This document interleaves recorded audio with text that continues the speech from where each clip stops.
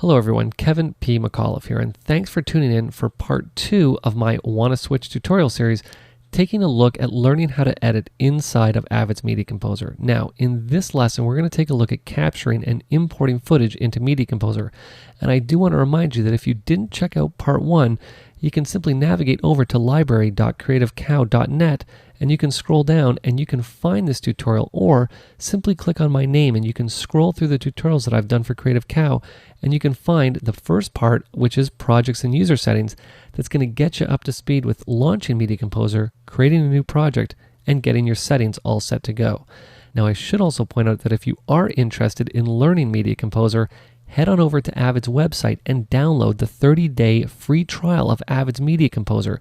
Download it right now and start editing with it, because I guarantee you, once you start working with it, it might seem a little bit different for you at the start, but once you get up and going with it, I guarantee you, you're going to love it and you're never going to want to switch. Okay, so let's hide out of Firefox and let's Command Tab into Avid's Media Composer. Okay, so here we are in Avid's Media Composer, and we have a brand new project. You can see I called it Wanna Switch 1080i HDV because HDV is going to be the example we're using when I show you capturing. Now, what I normally like to do is that Media Composer creates us a bin to start with. So what I normally like to do is just to call that clips, because normally we start with digitizing.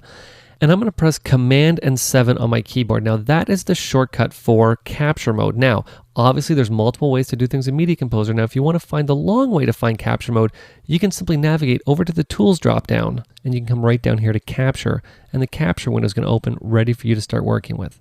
Now, the Capture window, as you can see, kind of looks like a VTR or a deck. You can see that there's a lot of familiar buttons in here, especially right down here at the bottom, that's going to help you get familiarized with it very quickly. But we're going to start at the top, because the first thing that I want to show you is obviously the most important thing, and that is the capture button. With this button, you can simply hit play on your deck down here and just hit record and digitize on the fly with whatever channels you happen to have highlighted right down here below it. You can see right now I have video, 2 audio channels, and timecode that would be digitizing. Now, one thing that's important for me to point out right away is that this configuration will change depending on what hardware you have in your machine. If you happen to have hardware that you can capture SD-SDI, HD-SDI, this will obviously change. I'm only digitizing HDV, so I only have access to video and 2 audio channels. Right beside the capture button is a little window that's going to flash red to tell you that Media Composer is digitizing. And obviously, if you're not happy with the clip that you're digitizing, you can simply just hit the trash button to get rid of that clip right away. Now, something that's very important, and that's the next button, and you can see it's called Cap. And what this basically does is this button lets you toggle between capture mode, which is obviously to capture, and log mode, which lets you simply log clips before you digitize. So for example, if I had a clip that I was going to call Kevin Falls on His Face, and let's say I knew that that was at 6 minutes, and here's a great shortcut for you. What most people normally like to do is they like to punch in 60000, which is fine, and you can do that. What I like to do is I like to use a great little shortcut, and that is the period on the numeric pad, and I'm going to show you what I mean by that. I'm going to come down, and I'm just going to say for hypothetical purposes that this shot is 15 seconds long. I'm going to type 15, and instead of typing 00, I'm simply going to hit the period button on the numeric pad, and you'll see it automatically puts in 2 zeros for me. So there is a great quick tip for you right there. So let's say I was happy with this clip and I wanted to log it. All I simply need to do is click on the log button just like that, and there's the clip logged into my bin, ready to be captured at a later time. This is great if a producer comes to give you a big long sheet that has a whole bunch of clips that need to be digitized. I always suggest logging them before you capture. Okay, now the next button looks like a deck, and what this basically does is that if you were digitizing, let's say from a VHS deck that had no control whatsoever, and you were just going to hit play on it and wanted to hit record in the Avid, this you can use to toggle on control that we have down here at the bottom, or just to do a free capture. Now, because I want to do control, I'm not going to switch it over, but I want to make sure you understand where that is in the capture window. Now next we have our audio tool. Our audio tool is fairly self-explanatory. It's that you can see the audio levels as they're being digitized into the Avid. Now, what I normally do is I tell people, don't get into the habit of clicking that button there, because Control and 1 on Windows and Command and 1 on the Mac is what opens the audio tool just like that. So I always tell people to get into the habit of doing that, because when you're editing, that's what you're going to be doing. So why would you start hitting a button when you're in the capture tool? Okay, so as I said before, next we obviously have our track selection. You can see that because I'm digitizing from HDV, I have the choice of video and 2 audio tracks as well as timecode. Obviously, pick and choose the ones you want as you go. right below that, we have the option of capturing as stereo pairs or as mono tracks. Normally I like to digitize as mono tracks. That's a personal preference for me. The great thing is you can work however you like inside Media Composer. Now again, this next section is going to vary depending on your hardware, but because I only have the host 1394 or the FireWire connection coming into my computer, that is my one choice. Depending on what hardware you have selected, you may have other options in here like HDSDI, host 1394. It really depends. What's important to keep in mind is to remember what you're digitizing from, to remember what to set your video and your audio to so that your signal comes through into the capture tool and you can capture your footage. Now, next, fairly self-explanatory, this is where you can come in and name your shots and give comments with them as well if you want to. And next, here's a great one for you. This is how you can capture or log clips into different bins right from the capture tool. I'm just going to come up, I'm going to close the audio tool, and I'm just going to create a new bin, and let's call this Clips Revised. I just created 2 bins, so we'll just delete one of them here. And I'm just going to call this Clips Revised.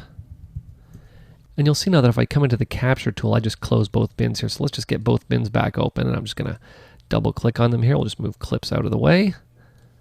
And you can see now that I can come over to my bin and I can choose to log or to capture into whatever bin I happen to have open at the time.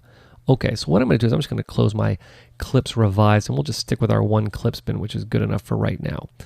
Now, next, again, fairly self-explanatory, what resolution do you want to capture at? In most cases, you're going to be digitizing at the native resolution that you're working with. In this case, I'm working with HDV 1080i.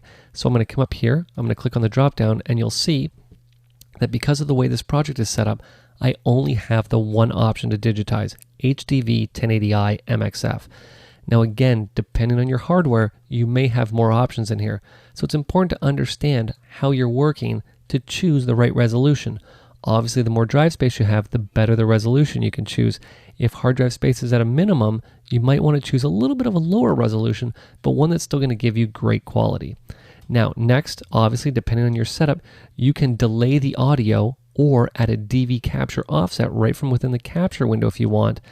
And then finally, we're going to get into probably the meat and potatoes of the capture tool and what you're going to be using the most, and that is deck control right here. You can see looks fairly straightforward, and much like all of the controls on a VTR, VCR, or a professional level deck. You can see that we have the rewind and fast forward, stop and pause, frame back, frame forward, play, and of course, eject. Now, one thing that's also important to keep in mind when working with Media Composer is that Media Composer likes different tapes each time you pop a new one in, and it's going to prompt you when you do. Now, for some reason, it doesn't prompt you to pop in a tape. What you can do is simply enter it manually by coming right down here to where you see 001. I'm just going to click on it, and it's going to say to me, okay, well, with the tape that's in generic edit deck NTSC, which is my HDV source, what tape do you want to associate that with? So I'm just going to say a new tape, and we'll just call this Kevin's tape, just like that. And I'm going to say enter, and I'll say okay, and you'll see it updates right away and refreshes the HDV source so that it's ready to work with. What I can do now is simply just grab the controls. We'll just frame back a little bit just so we get some time code happening here, just like this. There we go, and I'm just going to leave it right there, and you'll see I've got time code in my window now. Now, next is something that's exceptionally important. It's something that's important that you keep in mind when you're working. In a lot of cases, what's going to happen is you're going to launch Avid's Media Composer, and what's going to happen is you may have forgotten to plug in your deck or your camera for you to capture with. What's going to happen is you're going to go into the capture tool, and you're not going to be able to see your deck. And what's going to happen is you're going to plug it in, you're not going to see it, you're going to start quitting out of Media Composer because Media Composer can't find it, but you don't need to do that. What you want to do is come over to where it says generic edit deck, because right now Media Composer can see this. But let's say that it couldn't. What I'm going to do is I'm going to drop this down and I'm going to say auto configure. Or if for some reason your camera or deck loses connection with Media Composer, you could say check decks. But what I like to do is say auto configure. It's going to ask me if I'm sure that I want to auto configure the channel. I might lose deck information, but that's okay. I'm going to say sure. And what Media Composer is going to do is it's quickly going to refresh the connection between your camera or your deck and the computer, or Media Composer in this case, and it's going to say, okay, let's start again from scratch. What tape do you have in that deck? I'm going to say I have Kevin's tape in there. I'm simply going to say okay, and guess what? We're ready to now log and capture again with the camera or the deck ready to go. So if you ever lose connection, what I always suggest to do is to try check decks first. If that doesn't work, simply auto-configure your deck again. You'll lose any information that you've put in this window right here, but guess what? It's a way to reconnect Media Composer to your camera or your deck very quickly and very easily. Okay, now last but certainly not least, entering timecode to capture. Very straightforward. What you can do is, if this happens to be the place that you want to enter as the start point of your clip, you can simply navigate over here and hit the end point, and there you go, just like that. It's ready to work with. Now, if I didn't happen to be at that time code and I wanted to send the deck to that time, I could simply say, go to that endpoint. Or if I didn't want to use that endpoint, I could simply say, remove it, just like that. Now, the great thing is that I can come in and I can enter endpoint value, outpoint value, or duration value, and I can even add locators in if I wanted to, right from within the capture window. So basically the capture window might look like it's a little bit complex, but if you just stick to basics and just remember the capture tool really wants to know a couple things. First, it wants to know, what do you want to digitize, video and audio, or just video or just audio? What do you want to name your shot? And last but most importantly, what is the timecode in and out of your shot? Really, those are the 4 things that it needs to know to capture your clips. Now, let's talk about that clip that I logged from Media Composer. I'm just going to close the capture tool for 1 second. Because remember, it's like I always say, in most cases, if you have to digitize more than one shot, I always tell people to log their stuff first. It just makes your life so much easier. And what's going to happen is once you have the clips logged into your bin just like this, all you need to do is simply select the clip or the group of clips you want to capture. And once it's selected, you're just going to navigate up to clip and you're going to come down to batch capture. By simply clicking on batch capture, it's going to say, okay, well, here's the capture tool. And what do we want to do? Do we want to capture only the offline media? In this case, I only happen to have one clip selected. Do you want to extend the handles beyond the master clip edges? But what exactly does that mean? Well, handles are the area outside of the clip that you might want to use. Let's say you needed to put a dissolve in your shot, but the problem is that you didn't digitize enough at the start and at the end to actually put that dissolve in there. Well, you can extend the handles beyond the master clip edges if you needed to, right from within the batch capture window. You can see that you can have alternate source options. In most cases, you're not going to need to do anything here. You're just going to leave this the way that it is. And finally, you can simply say OK, and depending on what tape you have in your deck right now, Media Composer is going to prompt you for the correct tape, and it's going to start capturing all of those clips into your bin ready to go. I'm just going to say cancel here for 1 second because we don't need that. And I'm just going to close this up. So that's basically captured in a nutshell. We basically showed you 2 ways. One is to capture clip by clip, and the other is to log all of your clips first and then capture once you have them all logged. That's normally the way that I suggest working. Now we're going to get a little bit more into organization in the next lesson, but for right now, that's capturing. Now I want to talk about another important concept, and that is importing. Now I know what you're probably thinking. You're probably thinking, well, importing, I don't understand, why is that an important concept? Well, it's an important concept specifically inside of Media Composer. Media Composer is very different from the way Final Cut and Premiere Pro works. When you're importing a clip into Media Composer, you're actually taking that clip and you're converting it to MXF, which is the proprietary format that Media Composer works. And I'm just going to hide out of Media Composer for 1 second. And I'm going to come into my Jesse drive here, and you're going to see that I have a folder called Avid Media Files. This is the folder that Media Composer either digitizes or captures into based on what I have. I'm just going to come back into Media Composer here. I'll just go back into my capture tool for 1 second. I'm just going to say OK. Now, based on what drive I have selected right here, that's what's going to determine where my media is digitized to. Now, importing is a little bit different. I can actually set that right from within the import tool that I'm going to show you in just a second. I'm just going to close the capture tool here. Now, this is actually great because if you have multiple drives connected to your computer, you can easily pick which drive you want to capture or import to. I'm just going to hide out of Media Composer again. I'm going to come into the Avid Media Files folder. I'll come into MXF. I'll come into number 1, and you can see in here are the clips that I have inside of this drive for Media Composer that I've either captured or I've imported. And what I'm going to do is I'm just going to come in and let's talk about importing. And what I'm going to do for importing is I'm actually just going to change projects just because I know that the clips I'm going to import are in a different format. So what I'm going to do is just close projects here. I'm just going to create a new project called Wanna Switch. This is going to be 720p 2398. And if you go back into my first lesson, you're going to see why it's important that you set your project correctly before you start working in Media Composer. I'm just going to come up to the format. I'm going to set 720p 2396. 960 by 720. I'm simply going to say OK. We'll go into this project here. And once the project comes up, you'll see again I have a bin to work with right away. We'll just call this clips. Now the reason I switch projects is very important because these are clips that I'm importing that I've actually exported from a digital juice product called the Juicer. And these clips were exported at 720p 2398. That's why I wanted to bring them into a 720p 2398 project. Now, that's important to keep in mind. If you're going to pick a format and you're going to work with it, for example, HDV, in Media Composer, you pick it and you stick with it. Now, we're going to talk about sort of bending those rules in just a second, but that's a good mentality to stick with. Pick a format and stick with it. So if I happen to be working in 720p 2398, let's say I've captured all my media like that, and I want to import some media into my project, very simple to do. I'm going to come down, I'm going to right click, and I'm simply going to say, obviously, import. Now, what's going to happen is I'm going to be asked, where is this media that I want to import? So I'm going to come into footage, and I'm just going to come into motocross, and you can see I have a whole bunch of clips here. And I'm just going to select the first one. Now, most people just select the first one and say open, but you need to understand exactly what it is you're doing. Couple things first. First of all, Media Composer wants to know what drive am I going to import these to? Macintosh HD? No. I'll import them onto the Jesse drive.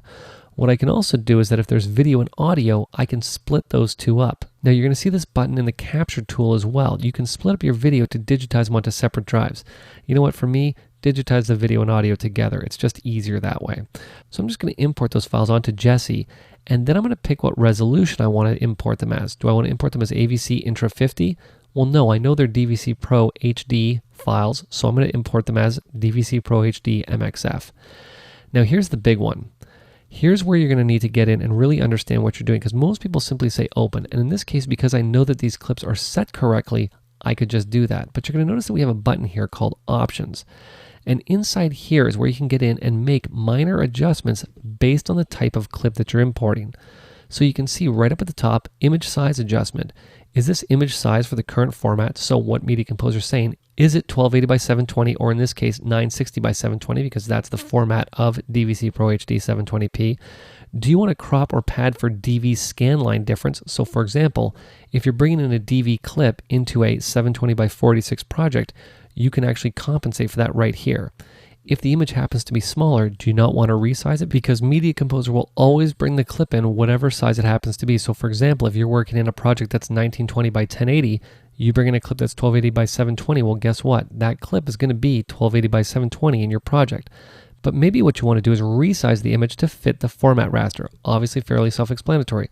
Do you want to resize it? So for example, a 1280 by 720 clip into a 1920 by 1080 project, maybe you want to scale it up and work with it that way. You always have the choice. But remember, the standard is always going to be that the image is correct for the format that you're working in. Again, do you want to work in RGB color space? Do you want to work in 601 SD or 709 HD color space? In most cases, you're going to leave this as computer RGB 0 to 255. Now, most importantly, if you're bringing in a still frame, what duration do you want it to be? Also, do you want to auto-detect sequentially numbered files? And last but most importantly, if you're bringing in an element that has an alpha channel, so let's say, for example, something from After Effects, do you want to invert on import, so white is opaque? Do you not want to invert, black is opaque? Or do you just want to ignore the alpha channel altogether? Now, because I'm just importing clips that don't have alpha channels, I'm going to leave this as ignore, but this is the big one, because you're going to find yourself importing a lot of elements into Media Composer, and this is where you're going to be able to tell it what type of alpha information you have with the clip. Now you're going to see that we have some other options if you're importing OMF files, or if you're importing shot logs, or even if you're importing audio. But for right now, we're going to stick with image because that's the main one. We'll get to these other tabs in later tutorials. So because I have these set, and remember, in most cases I said you're going to leave these set to the standard, which is what they're set at right now, I'm simply going to say OK, and I'm going to say open this file. And you're going to see what's going to happen is that in a matter of seconds here, probably about 14 seconds, this clip that's DVC Pro HD 720p is going to be imported into Media Composer for me to work with. And it's done right about now. And the reason that I actually wanted to import the clip is I can double click on it now and simply hit play the clip right through. But more importantly, what I wanted to show you this is that if I now hide Media Composer, I come back to the Jesse drive, I come back into the Avid Media Files folder, into MXF, into number 1. Guess what I have now? I have a clip called 000941, etc., etc., etc., .mxf, and guess what? There's the clip that's in Media Composer right now that I'm working with right there. Okay, so I'm just going to Command Tab back into Media Composer. Like I said, there's the clip, and you can see how the import process works. A new clip is created, a brand new piece of media. Okay, now last thing that I want to cover in this capturing and importing tutorial is a new way for us to import into Media Composer, and this was just brought around in version 5. We now, much like Final Cut Pro editors and Premiere Pro editors, now have the option to not what we call import, but link to a clip. And what that basically does is create almost like a placeholder that is going to look to a clip on my hard drive. And let me show you how this works. It's actually very simple. I'm going to right click and I'm going to say link to AMA files. What it's going to say to me is, what file do I want to link to? I'm going to come up here and I'm just going to select 942 and I'm simply going to say open. You're going to see now that this clip is a little bit different. You can see it's color coded as yellow in my bin. Well, now here's the big difference. You can see that with this clip that I imported, if I hit the delete key to delete the media, it's going to say, okay, well, there's one master clip and there's one media file that's associated with that. But guess what? If I'm going to delete this clip here, it knows that this clip right here, if I double click on it, is linked directly to the clip on my hard drive. This clip is playing back in the folder that I linked to it from. It wasn't imported. No new piece of media was created, which is actually very helpful because guess what? It's not taking up any additional hard drive space on my hard drive. A great new feature in version 5 of Media Composer that I really think that if you have the option to use it, you definitely should. Okay, so that wraps up capturing and importing. Now in the next lesson, we're going to take a look at project organization and how you're going to get in and make sure your projects are organized using your bins to get the most out of your time when you're editing. So if you have any questions, you have any comments, or you have any tutorial requests, you can send them to kevinpmcauliffe@gmail.com.